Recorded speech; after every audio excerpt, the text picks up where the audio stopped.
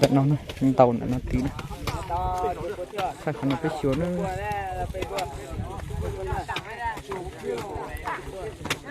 Tàu này tí này.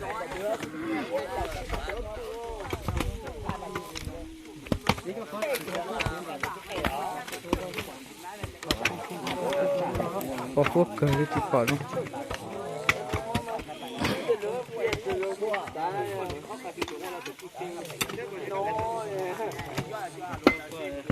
Thịt bò thịt bê ta còn thịt bê ta còn ra đây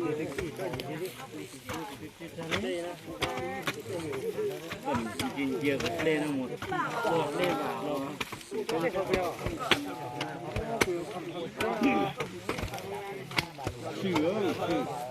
sứa đừng bắt cha này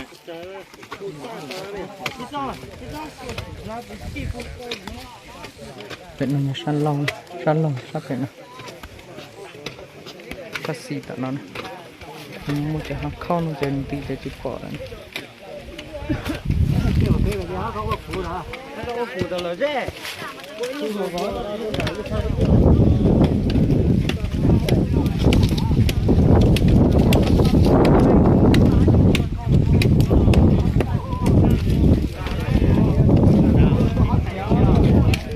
Cha để nó tí đóng cha để nó tí nữa. Xanh nó off, xanh xanh phốt tiểu đi. Ta phải sửa đi nữa.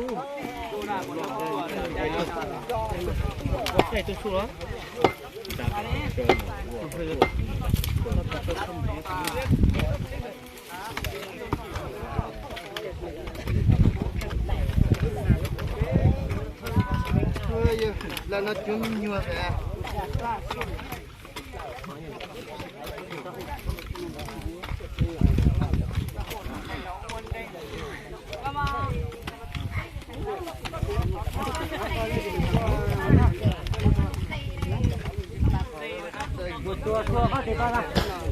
Mình cái tục hoa rong, cái tục hoa rong, cái tục hoa, cái dạng tục gì tục con nhện, nó thay nó cái sườn, cho tao mình chụp con gì nó sẽ sang ta có.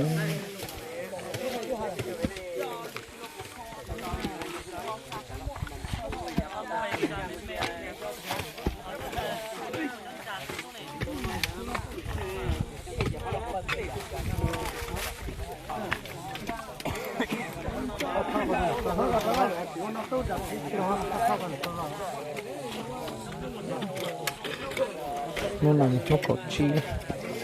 phong nó cột phê rồi nó cột chi, nó phong can.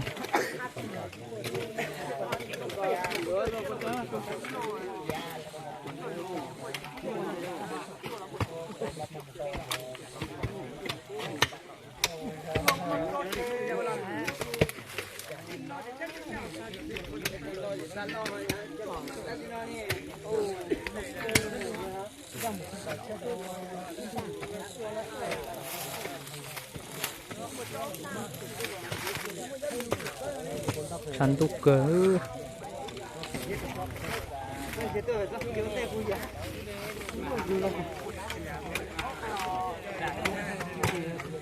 có phải là vậy đó.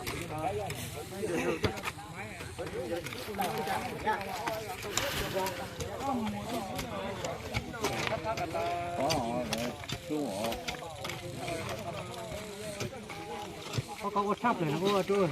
Có sắp là vấn đề nó có tiếp.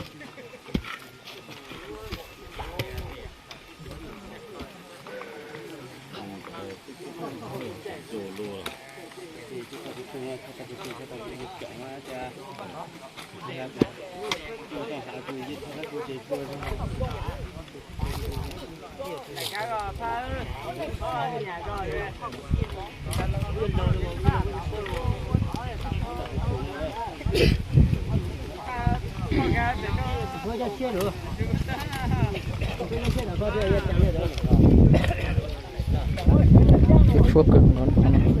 thay nó cái xuống tôi xong tổng bày chặt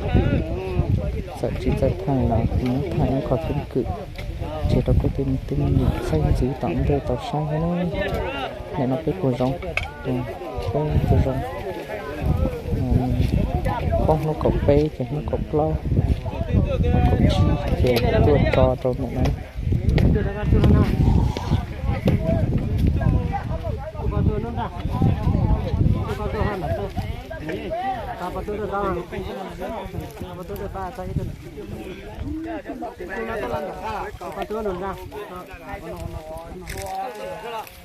tôi trở lại tôi vào tôi là sao rồi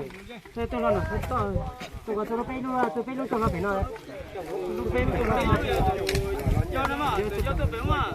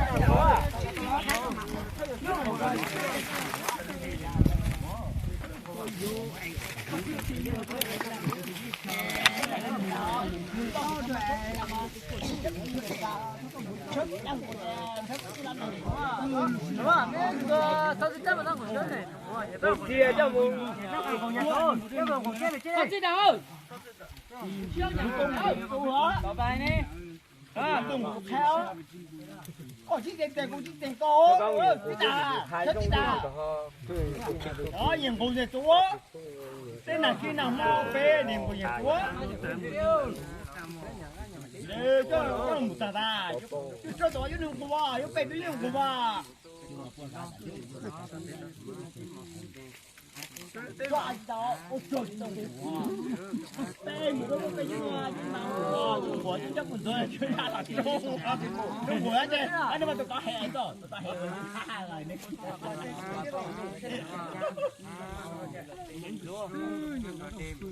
màอยากเห็นก็อยากให้ก็ทำดูที่ไปถึง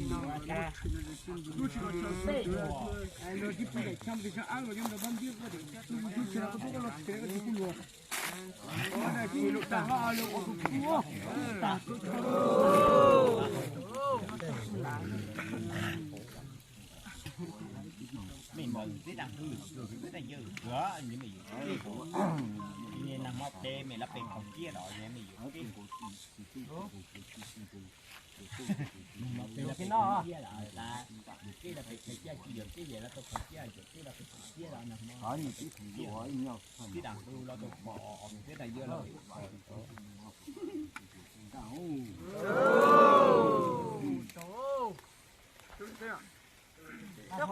tôi sắp phèo thôi cho con sắp phèo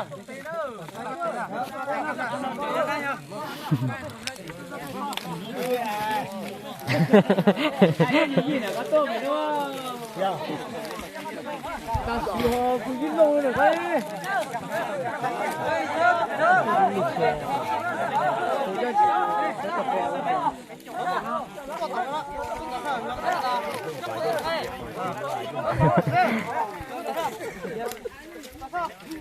Cắt lửa cắt sao đấy?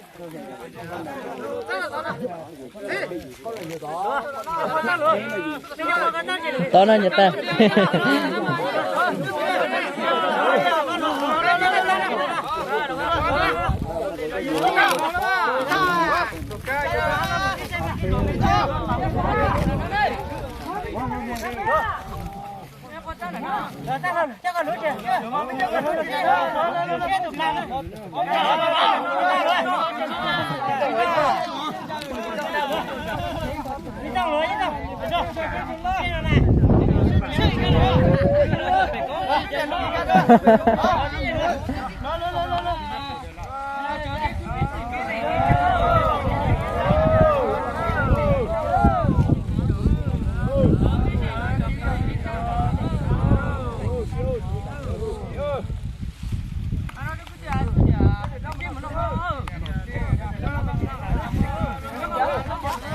สำหรับจะไปฟ้องสักใจจะยิงโอเลนเอาเนี่ยเห็นว่าไทยเราไปเสือเสียซ้ำเราไปจัดกับคนจีนเลยยิงตัวเลย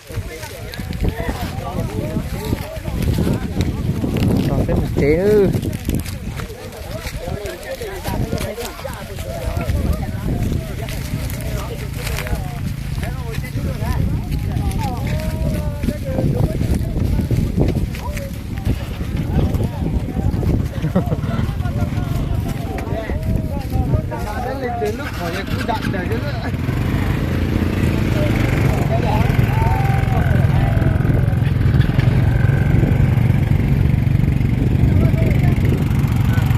trong cần còn nóจะพออยู่แล้วอดจนตอนนี้เจ็บจบเจ็บสังการคนนั้นยังมัดไทยนำไปสวนนะ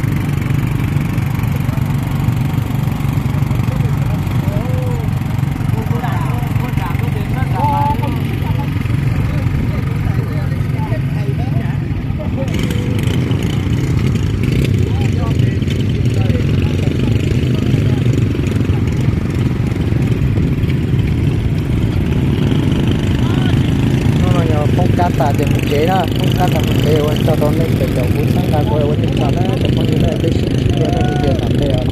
ต้องการที่ตรงนี้เราต้องทำตรงนี้อย่างนี้ต้องทำสิ่งที่ตัวเราวิดีโอทำได้เลย